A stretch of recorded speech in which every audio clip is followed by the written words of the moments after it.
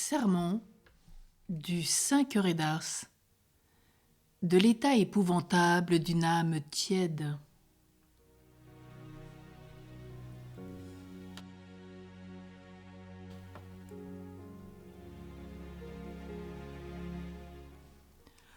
En vous parlant aujourd'hui, mes frères, de l'état épouvantable d'une âme tiède, mon dessein n'est pas de vous faire la peinture effrayante et désespérante d'une âme qui vit dans le péché mortel, sans même avoir le désir d'en sortir. Cette pauvre malheureuse n'est qu'une victime de la colère de Dieu pour l'autre vie. Hélas, ces pécheurs m'écoutent, ils savent bien de qui je parle en ce moment. N'allons pas plus loin. Tout ce que je vous dirai ne servirait qu'à les endurcir davantage. En vous parlant, mes frères, d'une âme tiède, je ne veux pas davantage vous parler de ceux qui ne font ni Pâques ni confession. Ils savent très bien que malgré toutes leurs prières et leurs autres bonnes œuvres, ils seront perdus. Laissons-les dans leur aveuglement puisqu'ils veulent y rester. Je n'attends pas encore, mes frères, par une âme tiède, celui qui voudrait être au monde sans cesser d'être à Dieu. Vous le verrez à un moment se prosterner devant Dieu, son Sauveur et son Maître, et à un autre moment, vous le verrez se prosterner devant le monde, son idole. Pauvre aveugle, qui tend une main au bon Dieu et l'autre au monde, qu'il appelle tous deux à son secours, en promettant à chacun son cœur. Il aime le bon Dieu, du moins il voudrait l'aimer, mais il voudrait aussi plaire au monde. Lassé de vouloir se donner à tous les deux, il finit par ne plus se donner qu'au monde. Vie extraordinaire et qui présente un spectacle si singulier que l'on ne peut pas se persuader que ce soit la vie d'une même personne. Je vais vous le montrer d'une manière si claire que peut-être plusieurs d'entre vous en seront offensés. Mais peu importe. Je vous dirai toujours ce que je dois dire, et vous en ferez ce que vous voudrez. Je dis plus, mes frères, celui qui veut plaire au monde et au bon Dieu mène une vie des plus malheureuses. Vous allez le voir. Voici une personne qui fréquente les plaisirs ou qui a contracté quelques mauvaises habitudes. Quelle n'est pas sa crainte quand elle remplit ses devoirs de religion, c'est-à-dire quand elle prie le bon Dieu, quand elle se confesse ou va communier. Elle ne voudrait pas être vue de ceux avec qui elle a dansé, passé les nuits dans les cabarets où elle s'est livrée à toutes sortes de désordres. Est-elle venue à bout de tromper son confesseur en cachant tout ce qu'elle a fait de pire ? Et a-t-elle ainsi obtenu la permission de communier, ou plutôt de faire un sacrilège ? Elle voudrait communier avant ou après la Sainte Messe, c'est-à-dire dans le moment où il n'y a personne. Mais elle est contente d'être vue des personnes qui sont sages, qui ignorent sa mauvaise vie et auxquelles elle espère inspirer une bonne opinion d'elle-même. Avec les personnes de piété, elle parle de religion. Avec les gens sans religion, elle ne parlera que des plaisirs du monde.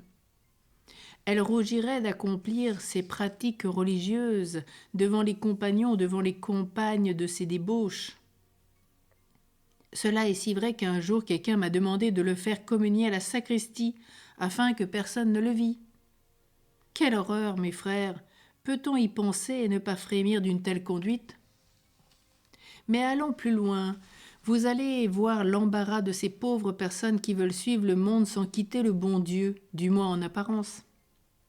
Voilà les Pâques qui approchent, il faut aller se confesser. Ce n'est pas qu'elles le désirent, ni qu'elles en sentent le besoin. Elles voudraient bien plutôt que les Pâques n'arrivent que tous les 30 ans. Mais leurs parents tiennent encore à ces pratiques extérieures de la religion. Ils sont contents que leurs enfants se présentent à la Sainte Table. Ils les pressent même d'aller se confesser. En cela, ils font très mal. Qu'ils prient pour eux et ne les tourmentent pas pour leur faire faire des sacrilèges, hélas, ils en feront assez. Pour se délivrer de l'importunité de leurs parents, pour sauver les apparences, ces personnes se rassembleront afin de savoir à quel confesseur il faut aller pour être absoute la première ou la deuxième fois. Voilà déjà plusieurs fois, dit l'une, que les parents me tourmentent de ce que je n'avais pas me confesser. Où irons-nous ? Il ne faut pas aller chez notre curé, il est trop scrupuleux. Il ne nous ferait pas faire de Pâques. Il nous faut aller trouver un tel, il a passé tel ou tel qui en ont bien autant commis que nous. Nous n'avons pas fait plus de mal qu'elle. Un autre dira, je t'assure que si ce n'étaient pas mes parents, je ne ferais point de Pâques, puisque notre catéchisme nous dit que pour faire une bonne confession, il faut quitter le péché et l'occasion du péché, et nous ne faisons ni l'un ni l'autre. Je te le dis sincèrement, je suis bien embarrassée toutes les fois que les Pâques arrivent. Je ne vois les heures d'être établies pour ne plus courir. Alors je ferai une confession de toute ma vie pour réparer celle que je fais maintenant. Sans cela, je ne mourrai pas contente.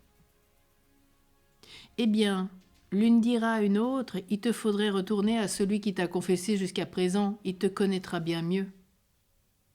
Ah, certes non. J'irai à celui qui ne m'a pas voulu passer, parce qu'il ne voulait pas me damner. Ah, que tu es bonne. Cela ne fait rien, ils ont bien tous le même pouvoir. Cela est bon à dire tant qu'on se porte bien, mais quand on est malade, on pense bien autrement. Un jour, j'allais voir une telle qui était bien malade. Elle me dit que jamais elle ne retournerait se confesser à ces prêtres qui sont si faciles et qui, en faisant semblant de vouloir vous sauver, vous jettent en enfer. C'est ainsi que se conduisent beaucoup de ces pauvres aveugles. Mon père, dit-elle au prêtre, je veux bien me confesser à vous, parce que notre curé est trop scrupuleux. Il veut nous faire promettre des choses que nous ne pouvons pas tenir. Il voudrait que nous soyons des saints, et cela n'est pas trop possible dans le monde.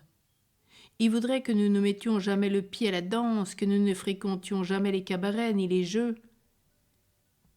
Si l'on a quelques mauvaises habitudes, il n'accorde plus l'absolution que l'on ait quitté tout à fait. S'il fallait faire tout cela, nous ne ferions jamais de Pâques. Mes parents, qui ont bien de la religion, me sont toujours après sur ce que je ne fais pas mes Pâques. Je ferai tout ce que je pourrai, mais l'on ne peut pas dire que l'on ne retournera plus dans ces amusements, puisque l'on ne sait pas les occasions que l'on pourrait rencontrer. Ah, lui dira le confesseur, trompé par ce beau langage, je vois que votre curé est un peu scrupuleux.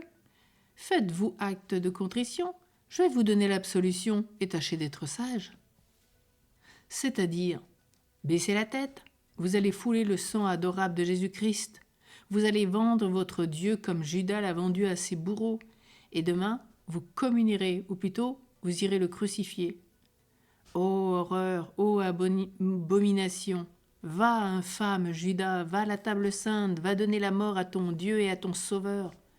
Laisse crier ta conscience, tâche seulement d'en étouffer les remords, autant que tu le pourras. Mais mes frères, je vais trop loin. Laissons ces pauvres aveugles à leurs ténèbres. Je pense, mes frères, que vous direz savoir ce que c'est que l'état d'une âme tiède. Eh bien, le voici. Une âme tiède, ce n'est pas encore tout à fait morte aux yeux de Dieu, parce que la foi, l'espérance et la charité, qui sont sa vie spirituelle, ne sont pas tout à fait éteintes. Mais c'est une foi sans zèle, une espérance sans fermeté, une charité sans ardeur. Rien ne le touche. Il écoute la parole de Dieu, il est vrai, mais souvent il s'ennuie. Il écoute avec peine par habitude, comme une personne qui pense qu'elle en a assez, et qu'elle en fait assez, et qu'elle en sait assez. Les prières qui sont un peu plus longues le dégoûtent. Son esprit est si rempli de l'action qui vient de finir ou de celle qu'il va faire. Son ennui est si grand que sa pauvre âme est comme à l'agonie. Il vit encore, mais il n'est capable de rien pour le ciel. Il y a 20 ans qu'elle est remplie de bons désirs sans avoir modifié en rien ses habitudes. Elle ressemble à une personne qui porte envie à celui qui est sur un char de triomphe, mais ne daigne pas seulement lever le pied pour y monter. Elle ne voudrait pas cependant renoncer aux biens éternels pour ceux de la terre. Mais elle ne désire ni sortir de ce monde, ni râler au ciel.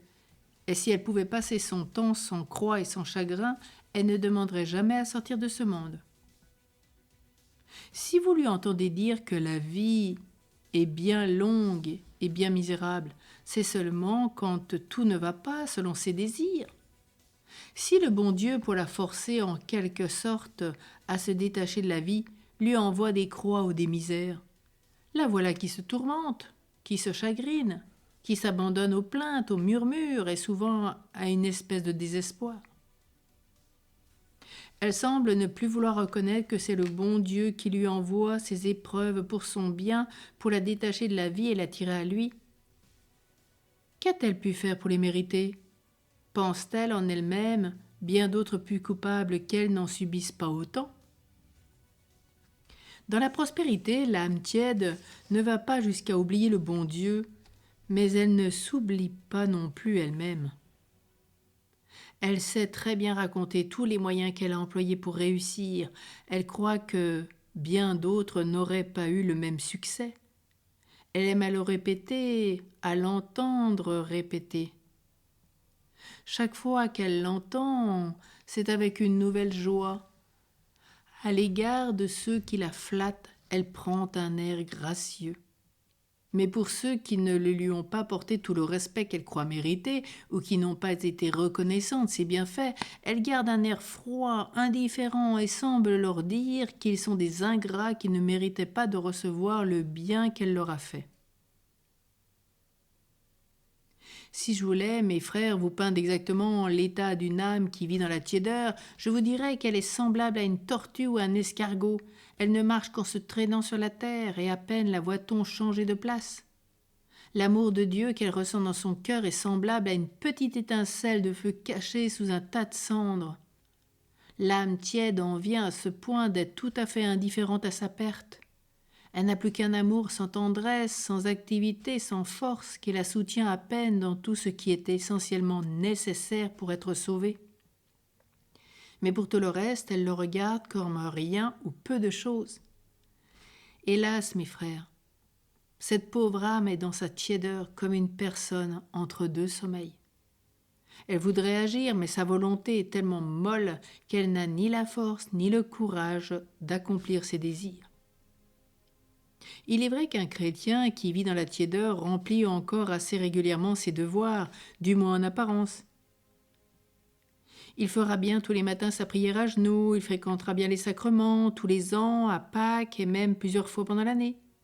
Mais en tout cela, il y a tant de dégoût, tant de lâcheté, tant d'indifférence, si peu de réparation, si peu de changement dans sa manière de vivre, que l'on voit clairement qu'il ne s'acquitte de ses devoirs que par habitude, par routine.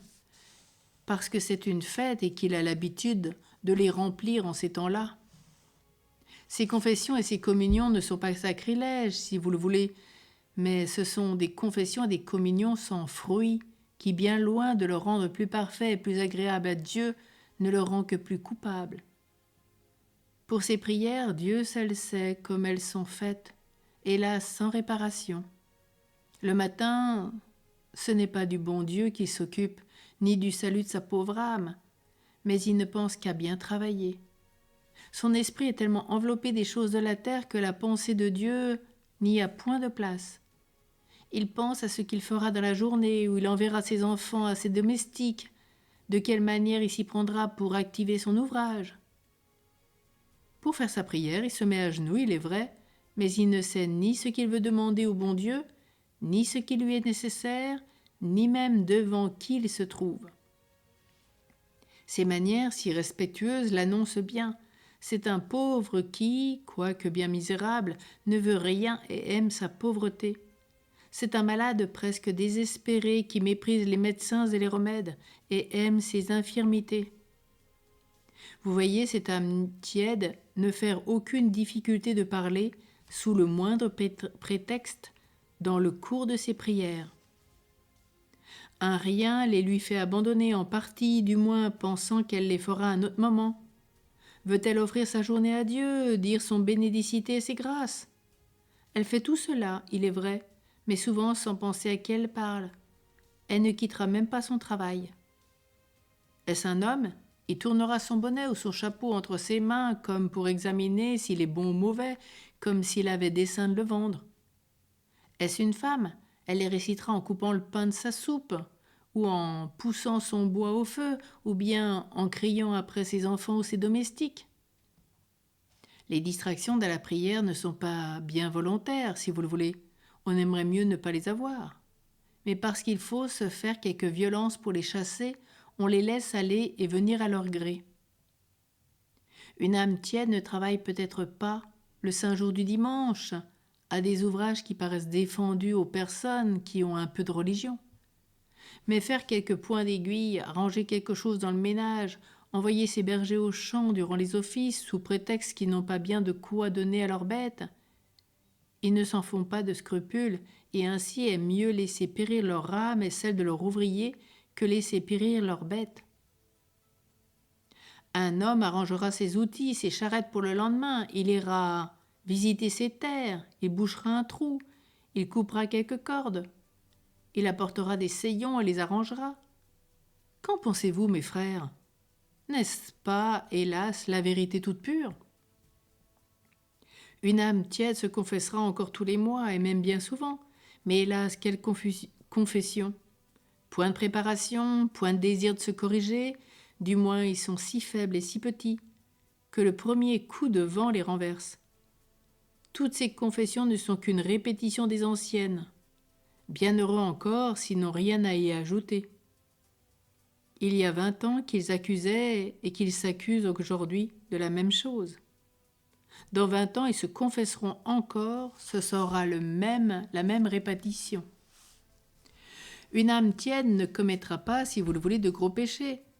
Mais une médisance, un mensonge, un sentiment de haine, d'aversion, de jalousie, une petite dissimulation ne lui coûte guère.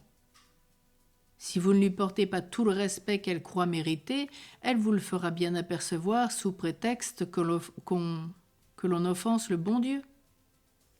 Elle devrait plutôt dire « parce qu'on l'offense elle-même ». Il est vrai qu'elle ne laisserait pas de fréquenter les sacrements, mais ses dispositions sont dignes de compassion. Le jour où elle veut recevoir son Dieu, elle passera une partie de la matinée à penser à ses affaires temporelles. Si c'est un homme, il pensera à ses marchés ou à ses ventes. Si c'est une femme, elle pensera à son ménage, à ses enfants. Et si c'est une fille, à la manière dont elle va s'habiller.